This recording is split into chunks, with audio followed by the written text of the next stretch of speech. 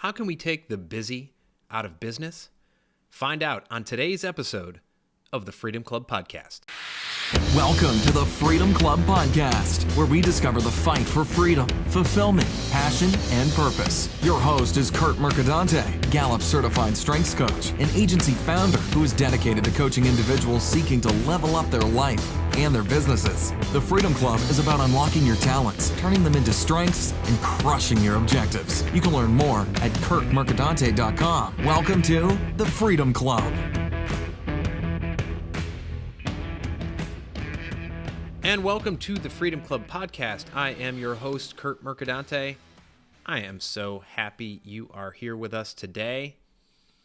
And if you listen to this program, you know that something I'm very passionate about is productivity and the notion that how we spend the time in our days is entirely up to us. So I was so excited to interview Nadine de Zoeten. She is a productivity time guru. She's a business organization designer, growth and systems consultant, and leadership mentor at Second Acts. She's working out of Munich right now, but she's originally from the Netherlands. And Nadine participated in a coaching session with me in my private Facebook group, the Freedom League. And we talked about some ways that business owners, entrepreneurs, C-level executives can take what she calls take the busy out of business. And so I think you'll like today's interview with Nadine de Zoeten, and she talks about taking the busy out of business. I always love it when people say I'm too busy. And by love it, I mean, I think it's such a cop-out because it's some people I think like to say they're too busy as a way to hide behind the fact that they just chose to do other things. So Nadine, thank you for doing this. Thank you for having me, Curt. And I totally agree. Like what I say is I help people getting the busy out of business. Awesome. And that's indeed, like if people say, I'm busy, I'm like, you're not busy, you have different priorities. That's it. Yeah. So Nadine, why don't you tell everyone kind of a little bit about your background and how you got to this point? Okay. Well, I think I'm the only Europe-based here. I'm Nadine de Zoeten, last name. I'm Dutch. I'm living in Germany, but lived and work all over. I come from a very strong corporate career in learning and development, where I helped a lot of organizational structure as well as people development. And I've been doing that for a while, and more I got to a point of like, hey guys, all this knowledge, all this, how I say it, like they're hamster people who you sometimes see in the subway in the morning, and like, come on, take more responsibility about what you want and how you can do this. And then there's what I do is basically helping entrepreneurs who are at the stage of what I call the puberty, like the adolescence, where they're moving out of the startup phase, getting a little bit more mature, but still lacking some structure, and they're still running around and being firefighting and nanny and policeman and T-boy and everything, by having all the hats and not focusing on what really matters. Yeah, and that focusing on what really matters, when you really focus on those essential outcomes, and I like to ask people, like, what are the one or two things that if you don't get done today, your business is going to tank? And I had one guy, a client who was a bank president, who said, actually, it's not even that much. It's like maybe one or two things. And I'm like, well, right. Why are you filling your day with other stuff? And Nadine, maybe you've seen this, but it took me a long time to realize it, that sometimes you have to create restrictions in order to actually create more freedom in your life. And how do you feel about that? I think there's this paradigm shift, and then also this old way of thinking where you think, okay, I need to do my 9 to 5, I need to do my 8 hours because that is expected from me. That was almost 2 centuries ago. That was the like back in the factories in the UK where everyone had to do their stuff. Now it's more like how you say, it's outcome based, or okay, I've made my deliveries, that's it, I can move out. And just in a world like where we're living right now, where there's so much attention and where everything is, I call it the microwave and the attention deficit world, where everyone is grabbing your attention, you need to be very careful about, okay, what are you paying your attention to? There was a lot of attention in one sentence, but okay. And indeed, like you say, by setting very strict restrictions and saying, okay, I'm going to focus on doing this, I'm not there, and literally put boundaries, or doing something in a very short time frame where there are a lot of productivity hacks where you can do it. And I think you also talked about like the Parkinson's law, doing something in this short time frame. That is how it works. And that is where you get into this flow. And that's also what I say, that is where the real productivity, where the real flow comes from. Because you're pushed and you're not distracted with all the other squirrels around.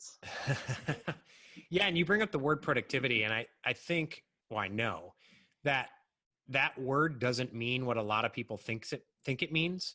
And so, you know, productivity, if you look at, I'm going to paraphrase it, but if you look in the dictionary, it actually means doing more with less effort.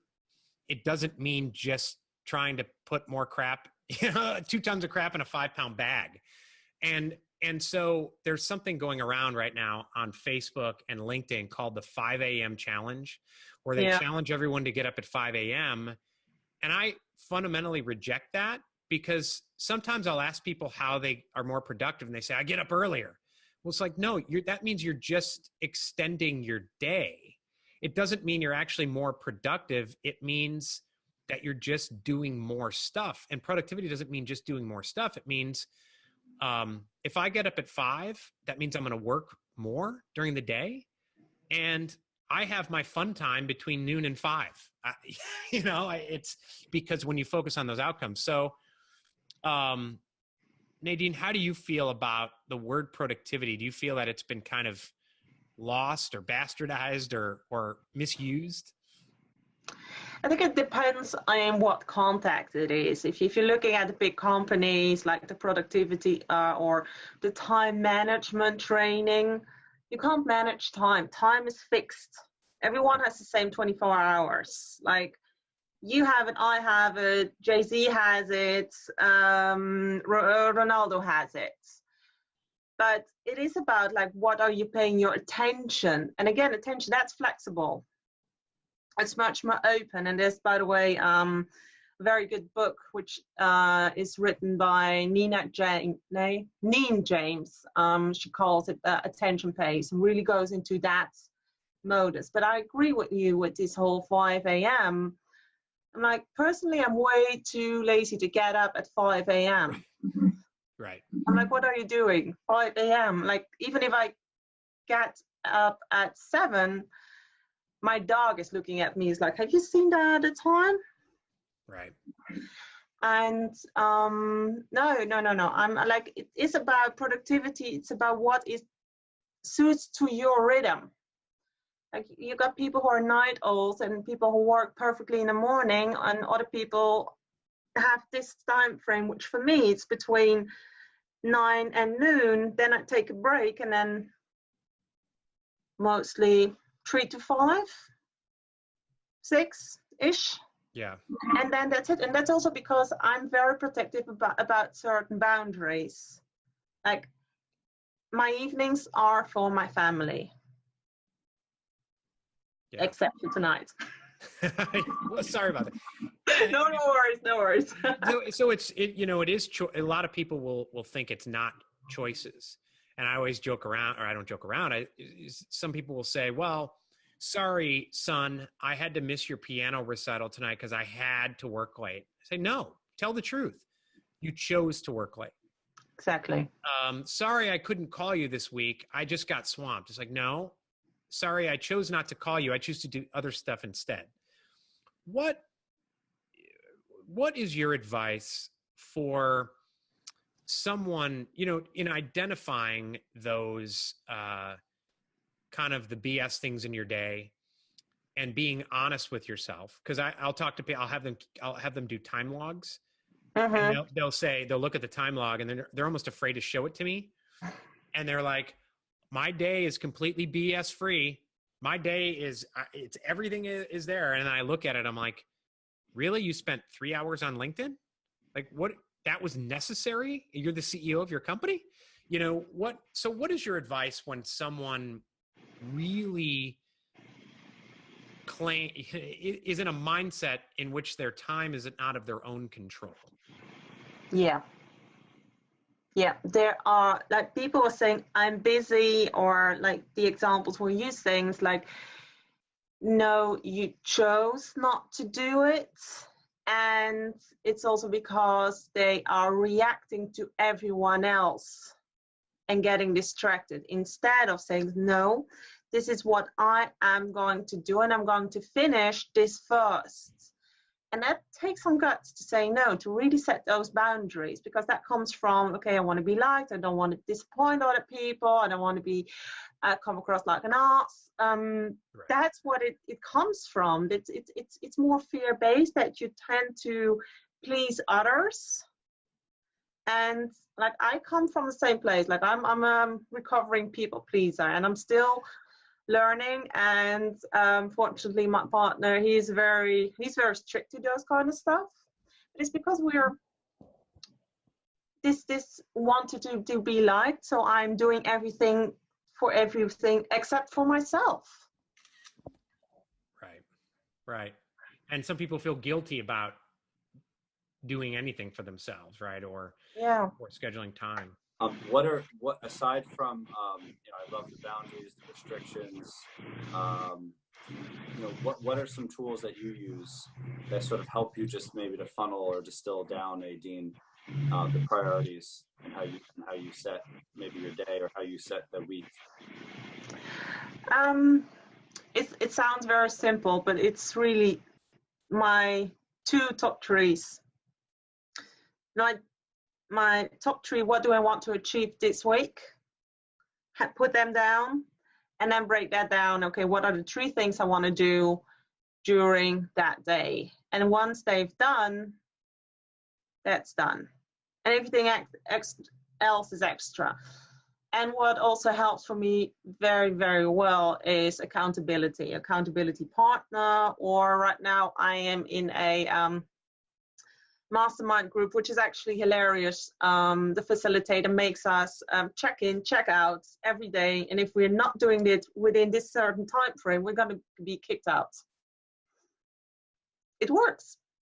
Not for everyone, but for me it works. And especially there's also part of how I came to this work, and also because structure gives more freedom. And especially people who are working very creatively or want to be more free, they think, oh, structure is restricting. No, it's not. It is the opposite, the other way around. And not too long ago, I've been diagnosed with ADD, like the whole attention deficit, but without the hyper stuff. I seem very calm, but my mind is like a squirrel on Red Bull on a racetrack. On the other hand, a lot of entrepreneurs apparently have ADD, so it's good. We're in good company. And I found out that really sitting down and planning my day in small increments and also rewarding is what helps me, and having a system. And the other thing is, like you mentioned, Stephen Covey before, but also the circle of influence. What can you control? What can you influence? And what's out of your reach? Let it go.